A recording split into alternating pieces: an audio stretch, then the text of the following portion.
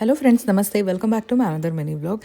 ಇದು ದೀಪಾವಳಿ ಹಬ್ಬದ ದಿನದ ಮೊದಲನೇ ಅಂದರೆ ಪಾರ್ಟ್ 1 ವ್ಲಾಗ್ ಆಗಿರುತ್ತೆ. ಇದು ನಾನು ಇನ್ಸ್ಟಾಗ್ರಾಮಲ್ಲಿ ಆಲ್ರೆಡಿ ಪೋಸ್ಟ್ ಮಾಡಿದ್ದೆ, ಬಟ್ ಯೂಟ್ಯೂಬಲ್ಲಿ ಪೋಸ್ಟ್ ಮಾಡೋದು ತುಂಬಾ ನಿಧಾನ ಆಯಿತು, ಸಾರಿ.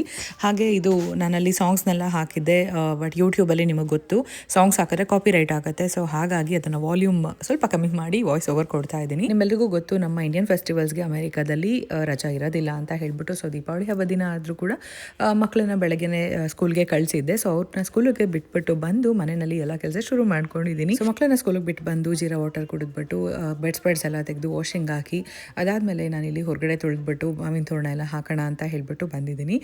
ಸೊ ನೀಟಾಗಿ ವಾಶ್ ಮಾಡಿ ಅದಾದಮೇಲೆ ರಂಗೋಲಿ ಎಲ್ಲ ಹಾಕ್ಬಿಟ್ಟು ಮಾವಿನ ತೋರಣ ಕೂಡ ರೆಡಿ ಮಾಡ್ತಾ ಇದ್ದೀನಿ. ಹಾಗೆ ತುಂಬಾ ಸಿಂಪಲ್ ಆಗಿ ರಂಗೋಲಿನ ಬಿಟ್ಟೆ. ಇಲ್ಲಿ ಯಾವುದೇ ರೀತಿ ಕಲರ್ಸ್ ಅದೆಲ್ಲ ಹಾಕಿಲ್ಲ. ಯಾಕಂತ ಅಂದರೆ ಇಲ್ಲಿ ನೀರು ಹಾಕ್ಬಿಟ್ಟು ತೊಳೆದ್ಬಿಟ್ಟು ಕಲರ್ಸ್ ಹಾಕಿದ್ರೆ ಅದೇನಾಗುತ್ತೆ, ಕರೆ ಆಗ್ಬಿಡುತ್ತೆ, ಮತ್ತು ಅದು ಹೋಗೋದಿಲ್ಲ. ಮತ್ತು ಸೋಪ್ ವಾಟರ್ ಎಲ್ಲ ಹಾಕಿ ಮಾಡಿದ್ರು ಅದು ಕ್ಲೀನ್ ಆಗೋದಿಲ್ಲ. ತೀರಾ ಡ್ರೈ ಆದಮೇಲೆ ಹಾಕಬೇಕು, ಬಟ್ ತುಂಬಾ ಗಾಳಿ ಇದ್ದಿದ್ದರಿಂದ ಡ್ರೈ ಆದಮೇಲೆ ಹಾಕಿದ್ರೆ ಗಾಳಿಗೆ ತುಂಬಾ ಎಲ್ಲ ಕಡೆ ಸ್ಪ್ರೆಡ್ ಆಗಿ ಗಲೀಜಾಗಿ ಕಾಣಿಸುತ್ತೆ ಅನ್ನೋದಕ್ಕೋಸ್ಕರ ಆ ರೀತಿ ಸಿಂಪಲ್ ಆಗಿ ಹಾಕ್ತೆ.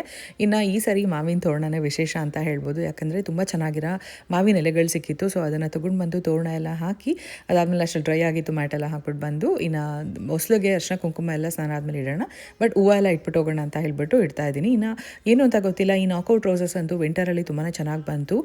ಸ್ಪ್ರಿಂಗಲ್ ಬರೋದಕ್ಕಿಂತ ವಿಂಟರಲ್ಲಿ ಹೂವು ಶೇಪು ಕೂಡ ಚೆನ್ನಾಗಿರ್ತಿತ್ತು, ಹಾಗೆ ನೋಡೋದಕ್ಕೂ ಅಷ್ಟೇ ಚೆನ್ನಾಗಿತ್ತು. ಇನ್ನು ಹೊಸ್ಲಿಗೆಲ್ಲ ಅಂದರೆ ರಂಗೋಲಿ ಮೇಲೆಲ್ಲ ಹೂವು ಇಟ್ಬಿಟ್ಟು ಬಂದು ಬ್ಯಾಕ್ ಯಾರ್ಡ್ ಕ್ಲೀನ್ ಮಾಡ್ತಾ ಇದ್ದೀನಿ, ಅಂದರೆ ಪೇಟಿಯೋ ಕ್ಲೀನ್ ಮಾಡ್ತಾ ಇದ್ದೀನಿ.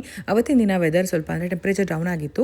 ಗಿಡಗಳೆಲ್ಲ ಮನೆ ಒಳಗಡೆ ಇಟ್ಟಿದೆ. ಸೊ ಮತ್ತೆ ಹೊರಗಡೆ ತೊಗೊಂಡು ಬಂದು ಎಲ್ಲ ವಾಶ್ ಮಾಡಿ ಜೋಡಿಸಿ ಅದಾದಮೇಲೆ ಮತ್ತೆ ಮನೆಯಲ್ಲಿ ಕಸ ಗುಡಿಸಿ ಒರೆಸಿ ಎಲ್ಲ ಮಾಡಿದೆ. ಬಟ್ ಅದು ವೀಡಿಯೋ ಎಲ್ಲ ಮಾಡ್ಕೊಳ್ಳೋಕ್ಕಾಗಲಿಲ್ಲ. ಸೊ ಅಷ್ಟು ಕೆಲಸ ಇರಬೇಕಾದ್ರೆ ವೀಡಿಯೋ ಮಾಡೋದು ಸ್ವಲ್ಪ ಕಷ್ಟನೇ ಅಲ್ವಾ. ಸೊ ಹಸ್ಬೆಂಡ್ ಇದ್ದರು, ಅವ್ರಿಗೆ ದೋಸೆ ಎಲ್ಲ ಹಾಕ್ಕೊಟ್ಬಿಟ್ಟು ಅದಾದಮೇಲೆ ವಾಷಿಂಗ್ ಎಲ್ಲ ಆಗಿತ್ತು, ಡ್ರೈಯರ್ಗೆ ಹಾಕ್ಬಿಟ್ಟು ಮತ್ತು ಅಂದರೆ ಬೆಡ್ಶೀಟ್ ಎಲ್ಲ ಹಾಕ್ಬಿಟ್ಟು ಅದಾದಮೇಲೆ ನಾನು ಆಗಲೇ ಹೇಳ್ದಂಗೆ ಕಸ ಗುಡಿಸಿ ಒರೆಸಿದಂಥದ್ದು. ಮತ್ತು ಇನ್ನು ಪಾತ್ರೆಗಳೆಲ್ಲ ತೊಳೆದು ಅಡುಗೆ ಮನೆಯೆಲ್ಲ ಕಂಪ್ಲೀಟಾಗಿ ಕ್ಲೀನ್ ಮಾಡಿ ಅಕ್ಕಿ ನೆನೆಸಿಟ್ಟಿದ್ದೆ ಕಜ್ಜಾಯ ಮಾಡೋಣ ಅಂತ ಹೇಳ್ಬಿಟ್ಟು.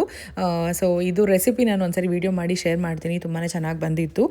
ಸೊ ತುಂಬ ಒಣಗಬಾರ್ದು, ಲೈಟಾಗಿ ಒಣಗಿದ್ರೆ ಸಾಕು. ಅದಕ್ಕೋಸ್ಕರ ಇಲ್ಲೇ ಮನೆಯಲ್ಲೇ ಒಂದು ಸ್ವಲ್ಪ ಬಟ್ಟೆನಲ್ಲಿ ಹಾಕಿ ಒಣಗಾಕಿಟ್ಟಿದ್ದೆ. ಅಷ್ಟರಲ್ಲಿ ಮಕ್ಕಳು ಕೂಡ ಬಂದರು, ಅವ್ರಿಗೂ ಮತ್ತು ಎಣ್ಣೆ ಸ್ನಾನ ಎಲ್ಲ ಮಾಡಿಸಿ ಇನ್ನು ಪೂಜೆ ಸಾಮಾನೆಲ್ಲ ತೊಳಿಬೇಕಾಗಿತ್ತು. ಅದು ಒಂದು ಕಡೆ ತೊಳೆದು ಇಟ್ಕೊಂಡು ಇನ್ನೊಂದು ಕಡೆ ಇಲ್ಲಿ ಕಜ್ಜಾಯಕ್ಕೆ ರೆಡಿ ಮಾಡ್ಕೊತಾ ಇದ್ದೀನಿ. ಅಕ್ಕಿ ಯಾರದ್ಮೇಲೆ ಮನೆಯಲ್ಲೇ ಮಿಕ್ಸಿನಲ್ಲೇ ಪೌಡರ್ ಮಾಡ್ಕೊಂಡೆ, ಅದೊಂದು ಡೌಟ್ ಇತ್ತು, ಬಟ್ ತುಂಬಾ ಚೆನ್ನಾಗಿ ಬಂತು. ಹಸ್ಬೆಂಡ್ ಕೂಡ ಹೆಲ್ಪ್ ಮಾಡಿದ್ರು ಕಜ್ಜಾಯ ಬೇಯಿಸ್ಕೊಳ್ಳೋದಕ್ಕೆ. ಸೊ ಇದು ಪಾರ್ಟ್ 1 ಆಗಿತ್ತು. ಪಾರ್ಟ್ 2 ಮಿನಿ ವ್ಲಾಗ್ ನೆಕ್ಸ್ಟ್ ವ್ಲಾಗಲ್ಲಿ ಬರುತ್ತೆ. Thank you for watching.